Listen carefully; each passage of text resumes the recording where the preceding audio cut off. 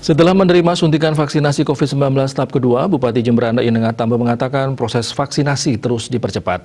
Apabila masyarakat sudah punya imun yang baik, maka aktivitas dan ekonomi bisa segera dipulihkan. Selanjutnya, vaksinasi COVID-19 akan menyasar pedagang-pedagang yang ada di pasar.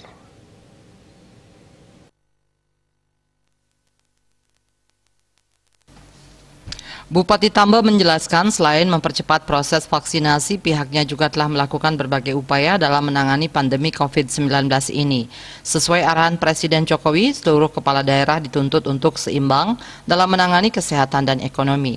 Untuk penanganan COVID-19, Jemberana sudah melakukan percepatan proses vaksinasi dengan menggelar gebyar dan melakukan proses vaksinasi di tempat atau wilayah yang rentan.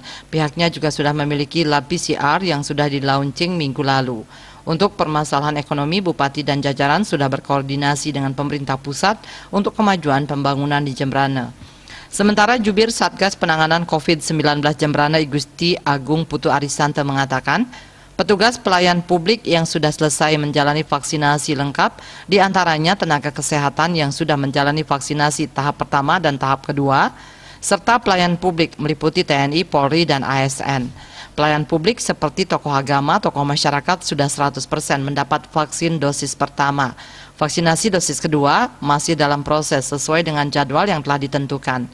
Pada vaksinasi COVID-19 tahap kedua ini, target sasaran pada lanjut usia dan pedagang yang belum mencapai 100%.